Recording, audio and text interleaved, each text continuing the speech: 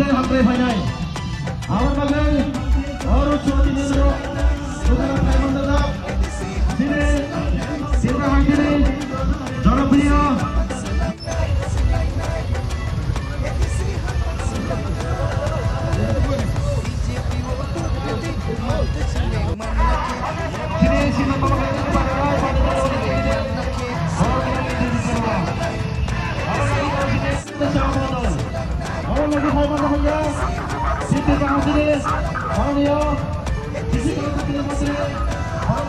Day 1 থেকে আমরা কাজ শুরু করেছি। তবে থেকে আমাদের মানে ডিক্লারেশনও হয়েছে যে 28টাতে আমরা প্রতিদ্বন্দ্বিতা করব ভারতীয় জনতা পার্টি, এবং তাই নয় আমরা এর প্রায় 3 মাস আগের থেকে ডিক্লারেশনের 3 মাস আগে থেকে আমরা জনজাতি অধ্যুষিত এলাকায় কাজ করছি।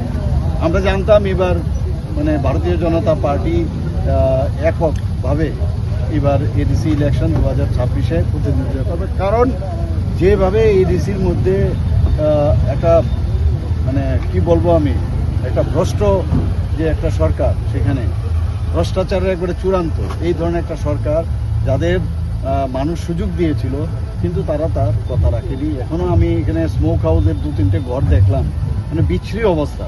তো বিভিন্ন জায়গায় আমরা টাকা পয়সা দিয়েছি, প্রায় 30 কোটি টাকা হসপিটালের জন্য দিয়েছি, তারপরে আবার 10 কোটি টাকা দিয়েছি বাজেটের বাইরে, তারপর আবার আমি বিভিন্ন প্রকল্পের জন্য 30 কোটি টাকা দিয়েছি।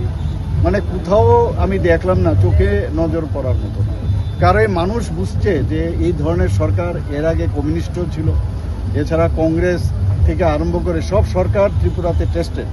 একমাত্র ভারতীয় জনতা পার্টি যেখানে ট্রান্সপারেন্সির মাধ্যমে সরকার গঠন করে। আর জনজাতিদের উন্নয়নের কথা যদি বলতে হয়, মাননীয় প্রধানমন্ত্রীজি সবসময় বলে যে জনজাতিদের উন্নয়ন আমাদের খুব প্রয়োজন।